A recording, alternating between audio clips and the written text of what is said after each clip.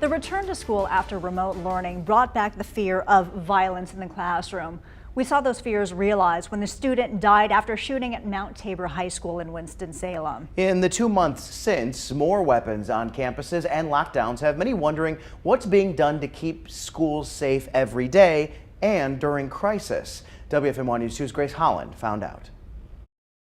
Behind the daily learning inside Triad schools, there's a different routine for those charged with keeping students safe. It's a different way of thinking. Deputy Joey Robertson is an elementary school resource officer in Rockingham County.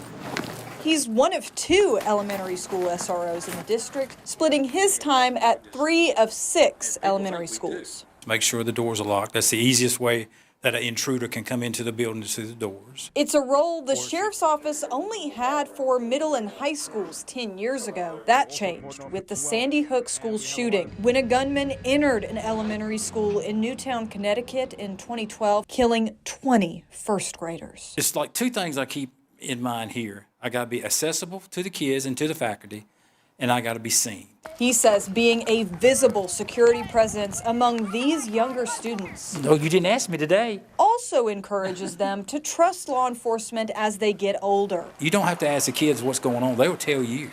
They'll come up to you and hug your neck or hug you around the waist, and glad to see you and everything. Rockingham County is not the only place that changed school safety in the last 10 years. We work with them on mainly anything that they think they need as it relates to safety. Karen Fairley directs the NC Center for Safer Schools inside the State Department of Instruction, also created after Sandy Hook. The center provides districts with $18 million of funding for school resource officers across the state, as well as additional funding for safety equipment. It could be things that locks on the doors. It could be camera equipment. It also offers trainings to better prepare districts to deal with mental health and critical incidents ranging from active shooters to severe weather. This preview guide for one training explains there are 4 phases of crisis planning. First, how to mitigate or prevent emergencies, then preparing to take action in case one occurs. Third,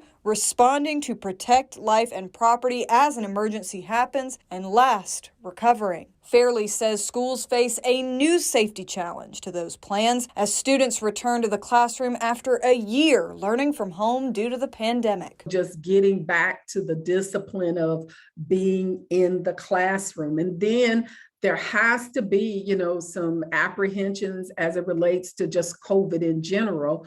And so I think sometimes, they hear things on the news and it may in fact be a little frightening. The Mount Tabor High School shooting rocked the confidence of many parents after police say a student shot and killed a classmate. According to the nonprofit Everytown for Gun Safety, there have been at least 139 incidents of gunfire on school grounds across the country, 10 here in our state. In Winston-Salem Forsyth County Schools, law enforcement leaders hope this canine and Deputy Todd Justice can find guns on campus before they are used. Canine Hondo is the only dog of his kind in the Triad, and he cost the Forsyth County Sheriff's Office about $45,000 to buy him, train him, and to buy collars and leashes like this one.